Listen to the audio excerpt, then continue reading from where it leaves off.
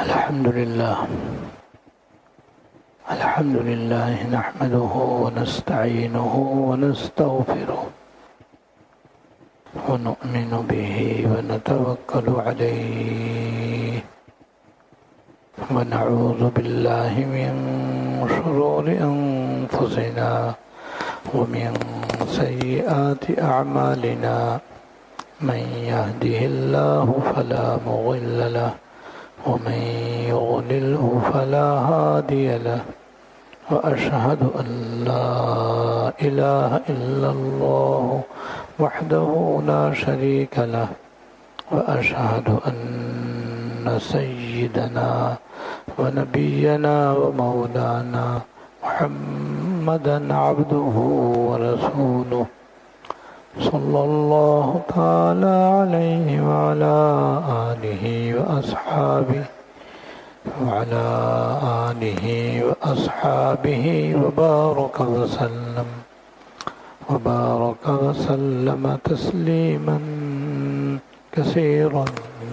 كثيرا أما بعد فأعوذ بالله من الشيطان الرجيم بسم الله الرحمن الرحيم وله الكبرياء في السماوات والأرض وهو العزيز الحكيم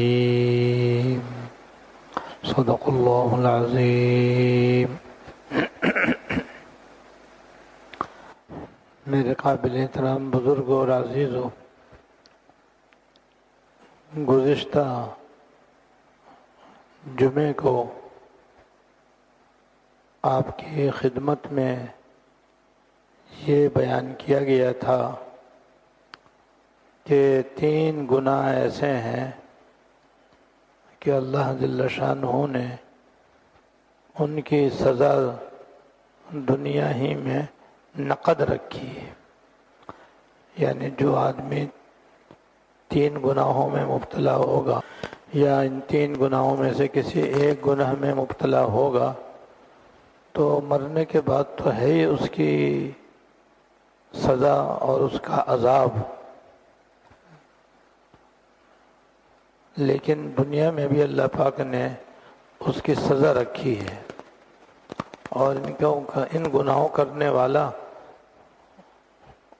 ان گناہوں کے وبال سے بچ نہیں سکتا. ان میں سے ایک گناہ ہے تکبر، دوسرا گناہ ہے ظلم و ستم، تیسرا گناہ ہے والدین کی نافرمانی اور ان کو ستانا. یہ 3 گناہ ہیں. آج بھی ایک اور حدیث شریف کی روشنی میں جو حضرت عبداللہ بن مسعود رضی اللہ تعالی عنہ سے مروی ہے کہ تمام گناہوں کی جڑ 3 گناہ ہیں. تمام گناہوں کی اصل 3 گناہ ہیں. جو آدمی ان 3 گناہوں سے اپنے آپ کو بچا لے گا انشاءاللہ دوسرے بہت سے گناہوں سے بھی بچ جائے گا، اور اگر نہیں بچے گا تو یہ 3 گناہ تو ہیں ہی گناہ، ان 3 گناہوں کے علاوہ وہ اور بھی بہت سے گناہوں میں مبتلا ہو جائے گا. اور اس حدیث کے شروع میں بھی اور آخر میں بھی حضور صلی اللہ علیہ وسلم نے ان گناہوں سے بچنے کی تاکید فرمائی ہے. اسی وجہ سے میں یہ 3 گناہ آج انشاءاللہ تعالی بیان کروں گا. ان میں سے پہلا گناہ تکبر کا ہی گناہ ہے. آپ نے فرمایا کہ تکبر کے گناہ سے بچو، کیونکہ اس گناہ نے سب سے پہلے شیطان ہی کو تباہ کیا اور برباد کیا. شیطان نے تکبر کیا تو دنیا ہی میں وہ کافر بھی ہوا، ذلیل بھی ہوا، لعنت کا بھی مستحق بنا، اور ہمیشہ ہمیشہ کے لیے جہنمی ہو گیا۔ تو ایسا بدترین گناہ ہے تکبر کہ اس سے آدمی بعض دفعہ کافر بھی ہو جاتا ہے، ورنہ فاسق و فاجر تو ہو ہی جاتا ہے۔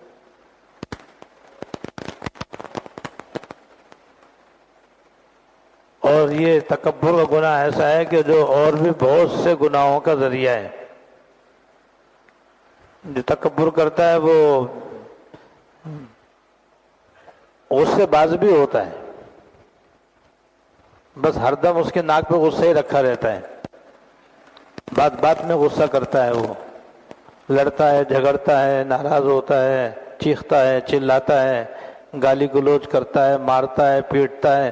یہ تکبر کی وجہ سے ہوتا ہے۔ بعض ماں باپ بڑے قصائی اور ظالم ہوتے ہیں جو اپنی اولاد پر ہر وقت برستے رہتے ہیں اور ان کو ڈانٹ ڈپٹ کرتے رہتے ہیں، مارتے پیٹتے رہتے ہیں اور ان کے حقوق ادا نہیں کرتے۔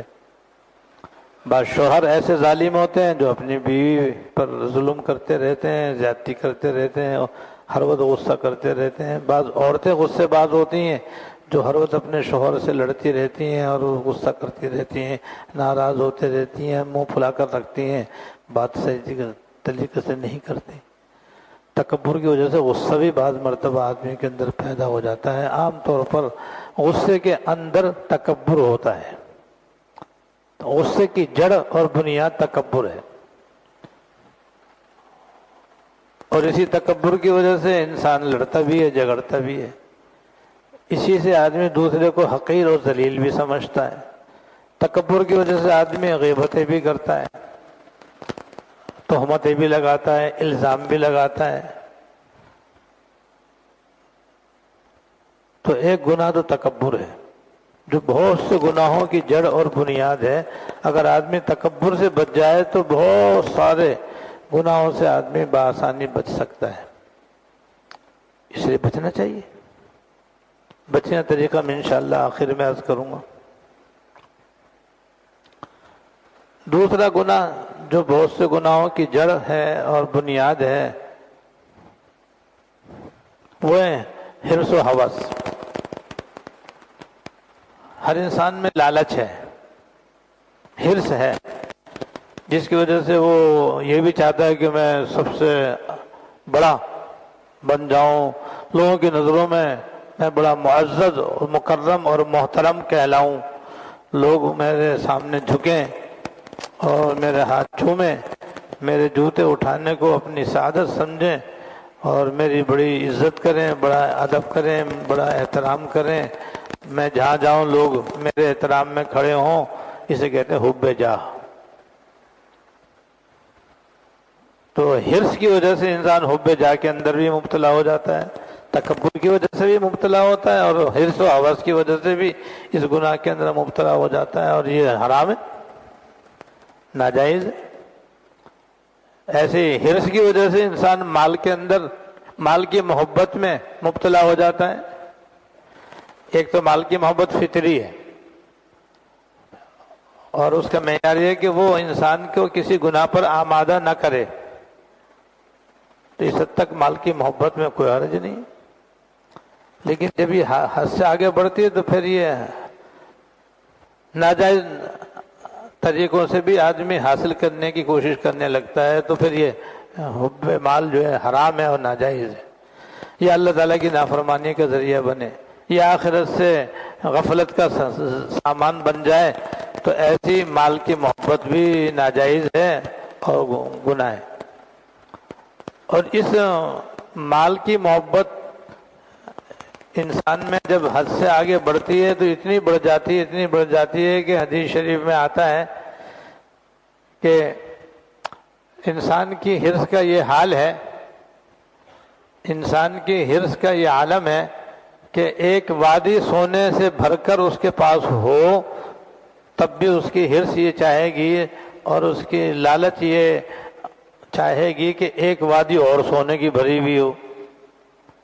اب دو ہو گئی، اب دو ہو جائیں گی تب بھی وہ اس کا پیٹ نہیں بھرے گا، تب بھی اس کی اندر یہ حرص ہوگی کہ ایک تیسری وادی اور سونے سے بھری ہوئی ہو. یہ جو حقیقت بتلائی یہ بالکل 100 آنے صحیح ہے. جو لوگ مال کی حرص کے اندر مبتلا ہوتے ہیں، اربوں خربوں ڈالر ان کے یہاں سے نکل رہے ہیں، مر گئے، اور لاکھوں اور اربوں خربوں ڈالر جو ہیں وہ جو حرام طریقے سے کمائے تھے وہ چھوڑ کے چلے گئے. وہ سب جہنم کا انگارہ بنیں گے حرص کی وجہ سے. تو مال کی محبت اور اپنے آپ کو بڑا جاننے اور ماننے کی محبت، یہ دو بڑے گناہ ہیں جو حرص کی وجہ سے پیدا ہوتے ہیں. اور حدیث شریف میں بتایا گیا ہے کہ بکریوں کے ریوڑ میں 2 بھوکے بھیڑیے اگر چھوڑ دیے جائیں تو وہ اتنا بکریوں کو نقصان نہیں پہنچائیں گے جتنا انسان کے دین ایمان کو حب جاہ حب مال کے 2 گنا تباہ اور برباد کر دیتے ہیں. بکریوں کے ریوڑ میں 2 بھوکے بھیڑیے چلے جائیں گے تو وہ بکریوں کو پھاڑیں گے، کھائیں گے، لیکن ان کا یہ نقصان کم ہے. اور انسان کے باطن میں ایک مال کی حد سے زیادہ محبت اور ایک اپنے آپ کو بڑا جاننے کی خواہش جس کو حب جاہ کہتے ہیں، یہ اس سے بھی زیادہ نقصان دہ ہے. اس کی وجہ سے آدمی حرام حلال کی تمیز چھوڑ دیتا ہے، جائز ناجائز کی پرواہ نہیں کرتا ہے، آخرت سے غافل ہو کر کے حرام و ناجائز طریقے سے مال چاہنے کی، مال حاصل کرنے کی کوشش میں لگ جاتا ہے. اللہ بچائے. تو حرص کی وجہ سے یہ بھی گناہ پیدا ہوتا ہے. حرص کی وجہ سے چوری بھی ہوتی، حرص کی وجہ سے ڈاکہ بھی ڈالتا ہے، حرص کی وجہ سے غصب بھی کرتا ہے، حرص کی وجہ سے مال چھینتا بھی ہے. یہ سارے گناہ حرص و ہوس کی وجہ سے ہو رہے ہیں اور ہوتے ہیں. تو ایک بنیادی گناہ حرص و ہوس ہے. اگر حرص و ہوس آدمی کے اندر سے نکل جائے تو آدمی ان تمام گناہوں سے بآسانی بچ سکتا ہے. اور تیسرا گناہ حدیث میں بتلایا گیا ہے کہ وہ ہے حسد. حسد بھی ایک باطن کا ایک گناہ ہے جو کہ حرام ہے اور گناہ کبیرہ ہے. اور یہ سب سے پہلے حضرت آدم علیہ السلام کے 2 بیٹوں میں سے ایک بیٹے نے حسد کی وجہ سے اپنے دوسرے بھائیوں کو ناحق قتل کیا تھا. یہ پہلا قتل حسد کی وجہ سے ہوا. پہلا گناہ بھی حسد کا ہوا اور پہلا قتل بھی حسد کی وجہ سے ہوا. تو حسد کی وجہ سے اللہ بچائے یہ دنیا میں سب سے پہلے گناہ قتل کا ہوا. اور اب قیامت تک جتنے بھی ناحق قتل ہوں گے حضرت آدم علیہ السلام کے اس بیٹے کو جس نے ناحق قتل کیا تھا ان سب کے برابر گناہ ہوگا. اس نے جو اپنے بھائی کو ناحق قتل کیا تھا وہ تو گناہ اس کے ذمہ ہے ہی ہے، لیکن چونکہ اس نے ناحق قتل کرنے کی بنیاد ڈال دی اور ایک حرام اور ناجائز طریقہ اس نے جاری کر دیا تو قیامت تک اب جتنے بھی ناحق قتل ہوں گے ان سب کا گناہ بھی اس کے کھاتے میں لکھا جائے گا، اس کے نام اعمال میں لکھا جائے گا. اندازہ کرو کتنے لاکھوں ناحق قتل ہو چکے اور ہو رہے ہیں اور ہوں گے، ان سب کا گناہ حضرت آدم علیہ السلام کے اس بیٹے کے ہوگا جس نے اپنے بھائی کو حسد کی وجہ سے ناحق قتل کیا. اور حسد اسے کہتے ہیں کہ انسان دل میں کسی کی کسی بھی خوبی سے جلے. کسی انسان میں اللہ پاک نے کوئی خوبی رکھی ہے اور آدمی میں کوئی نہ کوئی خوبی ہوتی ہے. کوئی عقل مند بہت زیادہ ہوتا ہے، کوئی ذہین بہت زیادہ ہوتا ہے، کوئی صحت مند بہت ہوتا ہے، کوئی مالدار بہت ہوتا ہے، کوئی خاندانی آدمی بہت ہوتا ہے. اوروں کا خاندان ویسا نہیں ہے جیسے اس کا عالی خاندان ہے. عہدے اور منصب کی وجہ سے بھی حسد ہوتا ہے، یہ بھی کسی آدمی کے اندر خوبی ہوتی ہے. تو کسی انسان کے اندر کوئی خوبی ہے اور دوسرا آدمی اس کی اس خوبی سے جلے. جلنے کا مطلب یہ ہے کہ وہ یہ چاہے کہ اس میں اس کی یہ خوبی ختم ہو جائے اور مجھے مل جائے، اس کے بعد جو مال ہے وہ مجھے مل جائے، اس کے بعد جو گاڑی ہے وہ مجھے مل جائے، اس کے بعد جو دولت ہے وہ مجھے مل جائے، اس کے بعد جو عہدہ ہے وہ مجھے مل جائے، اس کو جو عزت ہے وہ مجھے مل جائے، اس میں جو عقل مندی ہے، سمجھداری ہے، ہوشیاری وہ میرے اندر آ جائے، اس کے اندر سے نکل جائے۔ اس کا نام ہے حسد۔ یہ مردوں کے اندر بھی بہت زیادہ ہے، عورتوں کے اندر بہت زیادہ ہے کہ عورتیں دوسرے کا زیور دیکھ کر کے جلتی ہیں، عورتیں دوسروں کی شادی بہت اچھی ہو گئی ہے اور ان کی شادی ایسی ہے کہ اپنی مثال آپ ہے تو اس سے جلتی ہیں، کسی اولاد کی وجہ سے جلتی ہیں، کسی کے شوہر کی وجہ سے جلتی ہیں، کسی کے گھرانے کی وجہ سے جلتی ہیں، کسی کی گاڑی کی وجہ سے جلتی ہیں۔ عورتوں کے اندر بھی بہت زیادہ حسد پایا جاتا ہے، اور یہ مردوں کے اندر بھی پایا جاتا ہے، مردوں میں ذرا کم پایا جاتا ہے، لیکن بعض مردوں کے اندر حسد کا گناہ پایا جاتا ہے۔ اور آج کل بس حسد کی آگ بھڑک رہی ہے، ہمارا پورا معاشرہ ان تینوں گناہوں کی لپیٹ میں ہے۔ بے شمار انسان تکبر کے اندر مبتلا ہے، بے شمار، شاید ہی کوئی مسلمان اس سے خالی ہو الا ماشاءاللہ، ورنہ تکبر و گناہ اتنا ہے کہ بس جیسے سیلاب جب کسی جگہ پر آتا ہے تو سب کو ڈبو کے چھوڑتا ہے، بس یہ تینوں گناہ نے پورے معاشرہ اسلامی کو ڈبویا ہوا ہے۔ عام مسلمان خواتین و حضرات تقریباً ان تین گناہوں کے اندر مبتلا ہیں، تکبر کے اندر بھی، حرص و ہوس کے اندر بھی، اور حسد کے اندر بھی، جس کی وجہ سے ہم سب لوگ ان گناہوں کے وبال میں آئے ہوئے ہیں۔ سکون نہیں ہے، اطمینان نہیں ہے، عزت نہیں ہے، راحت نہیں ہے، اس وجہ سے کہ ان گناہوں کے اندر ہم مبتلا ہیں۔ تو تین گناہ تمام گناہوں کی جڑ اور بنیاد ہیں، اور وہ یہ تین گناہ ہیں جو میں نے عرض کر دی۔ اس میں سے تکبر کا گناہ بھی ایسا ہی ہے۔ حضرت گنگوہی رحمۃ اللہ علیہ کا ارشاد ہے کہ سارے گناہ آدمی کے بآسانی نکل جاتے ہیں، لیکن تکبر کا گناہ سب سے اخیر میں نکلتا ہے اور مشکل سے نکلتا ہے۔ تو اسے ہمیں چاہیے کہ اپنا اپنا جائزہ لیں۔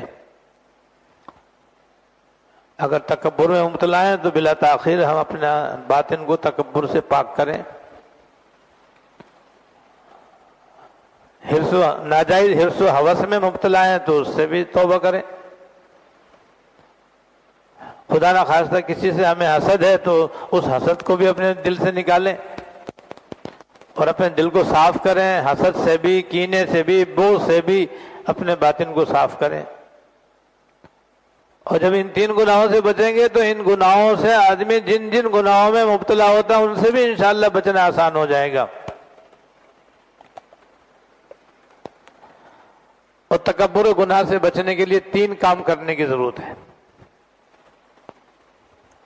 سب سے پہلے تو یہ سوچے، سب سے پہلے ہر مسلمان مرد عورت یہ سوچے کہ مجھے جو بھی نعمت ملی ہوئی ہے اس میں میرا کوئی کمال نہیں ہے، میرا کوئی کمال نہیں ہے۔ اگر میں ذہین ہوں تو اللہ کے فضل سے ذہین ہوں، حسین ہوں تو اللہ تعالیٰ کے فضل سے حسین ہوں، طاقتور ہوں تو اللہ تعالیٰ کی عطا ہے، مالدار ہوں تو اللہ تعالیٰ کی مہربانی ہے، کوئی بڑا عہدہ اور منصب مجھ کو ملا ہوا ہے تو وہ بھی اللہ تعالیٰ کی عطا ہے، کوئی عصری یا دینی یا دنیاوی تعلیم میں اعلیٰ مقام پر فائز ہوں تو میرا کمال نہیں ہے، اللہ تعالیٰ کی عطا ہے، صاحب اولاد ہوں تو اللہ تعالیٰ کی عطا ہے، میرے پاس گاڑی ہے، کوٹھی ہے، بنگلہ ہے، پلاٹ ہے، فلیٹ ہے، یہ بھی اللہ تعالیٰ کی عطا ہے۔ بندے کو جو کچھ ملا ہوا ہے سب اللہ تعالیٰ کے فضل سے ملا ہوا ہے۔ انسان کے جسم میں دو چیزیں ہیں بس، ایک جسم اور ایک روح۔ ہر انسان کے جسم میں دو چیزیں، ایک روح اور ایک جسم۔ جسم بھی ان کی عطا ہے، روح بھی ان کی عطا ہے، پھر ہمارا کیا ہوا؟ پھر ہاں اپنا تو کچھ بھی نہ ہوا نا۔ باقی چیزیں تو اس کے بعد ہے نا. پہلے جسم بنتا ہے پھر روح آتی ہے. روح بھی اللہ تعالیٰ کی بنائی ہوئی ہے، وہ انہی کی عطا ہے. جسم بھی وہ بناتے ہیں ماں کے پیٹ میں، وہ بھی ان کی عطا ہے. باقی چیزیں تو بعد میں آتی ہیں نا. عالم بنتا ہے تو بعد میں بنتا ہے، حافظ بنتا ہے تو بعد میں بنتا ہے، اور اصلی تعلیم حاصل کرتا ہے تو بعد میں بنتا ہے. زیادہ عقل آتی ہے تو وہی بعد میں آتی ہے. ساری نعمتیں، جان کی، مال کی، عزت کی، آبرو کی، گھر کی، گھر سے باہر کی ساری نعمتیں انسان کو بعد میں ملتی ہیں. پہلے جسم، پھر روح، پھر باقی ساری چیزیں. تو یہ سمجھے کہ ان جتنی بھی نعمتیں مجھے حاصل ہیں کوئی بھی میرا کمال نہیں ہے. میری اوقات ہے ہی نہیں اس کہ میں ان کا مستحق ہوتا. اللہ تعالیٰ نے اپنے فضل سے یہ نعمتیں مجھ کو عطا فرمائی ہیں. بس یہ سوچنا اور پھر الحمدللہ کہنا. اس کے بعد پھر کہا الحمدللہ الحمدللہ الحمدللہ. یا اللہ آپ کا شکر ہے آپ نے مجھے جسم دیا. یا اللہ آپ کا شکر ہے کہ آپ نے مجھے روح بھی عطا فرمائی. آپ کا شکر ہے مجھے صاحب ایمان بنایا. آپ کا شکر ہے یہ نعمت دی، یہ نعمت دی. ہر نعمت پہ الحمدللہ الحمدللہ الحمدللہ کہنے کی رٹ لگا لیں، عادت ڈال لیں کہ چھوٹی سے چھوٹے نعمت پر بھی الحمدللہ الحمدللہ کہنے کی عادت ڈالیں، اور بڑی سے بڑی نعمت پر بھی الحمدللہ کہنے کی عادت ڈالیں. تو تکبر کا قلقمہ ہو جائے گا انشاءاللہ تعالی. یہ پہلا کام ہے کہ ہمیشہ 5 منٹ یہ سوچا کریں کہ سر سے پیر تک مجھ کو اللہ تعالیٰ نے نعمتیں دے رکھی ہیں. میرا گھر نعمتوں سے بھرا ہوا ہے، میرا کاروبار اور میری ملازمت نعمتوں سے بھری ہوئی ہے. چاروں طرف میں نعمتوں کے اندر ڈوبا ہوا ہوں. یا اللہ یہ آپ کا فضل ہے. ھذا من فضل ربی، یہ میرے رب کا فضل ہے. یہ یا اللہ یہ آپ کی عطا ہے. میری اوقات نہیں ہے کہ میں ایسا ہوتا. اگر آپ نہ دیتے تو کسی کی مجال نہیں ہے جو مجھے ان نعمتوں میں سے کوئی ادنا نعمت بھی دے دیتا. کہ آپ ہی کی شان ہے کہ بس آپ اگر دینا چاہیں تو کوئی روک نہیں سکتا، اور آپ نہ دینا چاہیں تو کسی کی طاقت نہیں ہے جو اس کو وہ نعمت دے سکے. تو آپ کی عطا ہے جو کچھ بھی ہے. تو جب اللہ تعالیٰ کی عطا سمجھیں گے تکبر ٹوٹ جائے گا انشاءاللہ تعالیٰ. تکبر کا خاتمہ ہو جائے گا. ایک تو یہ. دوسری یہ سوچیں کہ بڑائی کے لائق تو بس اللہ تعالیٰ کی ذات ہے. یہ آیت یاد کر لیں اور اس کو اس کے مفہوم کے ساتھ ذہن نشین کر لیں کہ اللہ ہی کے واسطے بڑائی ہے آسمانوں میں بھی اور زمین میں بھی. وہی بڑا بخشنے والا اور رحم کرنے والا ہے. تو یہ ذہن میں بٹھائیں کہ بڑائی تو بس اللہ تعالیٰ کے لائق ہے بس. اور گزشتہ جمعے کو میں نے بتلایا تھا کہ جو تکبر کرنے والے ہیں ان کا آخرت میں کتنا ہولناک عذاب ہے اور کیسا دردناک ان کے لیے عذاب ہے. اسے یاد کریں. وہ یہ کہ جتنے بھی تکبر کرنے والے ہوں گے قیامت کے دن باریک چیونٹیوں کی جسم میں اٹھائے جائیں گے. وہ بھورے رنگ کی جو باریک سی چیونٹی ہوتی ہے اس میں اس کی آنکھیں بھی ہوتی ہیں، اس کے ہاتھ بھی ہوتے ہیں، اس کے پیر بھی ہوتے ہیں، اس کا پیٹھ بھی ہوتی ہے، اس کا پیٹ بھی ہوتا ہے، سبھی کچھ ہوتا ہے. ایسے ہی وہاں پر بھی اللہ بچا قیامت میں بھی تکبر کرنے والے چیونٹی کی جسم کے برابر اٹھائے جائیں گے. اور پھر وہ جتنے بھی میدان قیامت میں لوگ جمع ہیں ان کے پیروں کے نیچے پیسے جائیں گے، اور وہاں سے نکال کر کے ان کو جہنم کی ایک وادی ہے اس کا نام بولس ہے جس میں آگوں آگ ہے، اللہ بچائے، اس میں ڈالا جائے گا. اور جہنمیوں کا جو خون پیپ ہوگا وہ ان کو پینے کے لیے دیا جائے گا. اللہ بچائے. اس عذاب کو یاد کریں کہ اگر میں تکبر کروں گا یا کسی وجہ سے میں اپنے آپ کو دوسروں سے افضل سمجھوں گا اور دوسروں کو اپنے سے حقیر سمجھوں گا تو میرا انجام یہ ہوگا.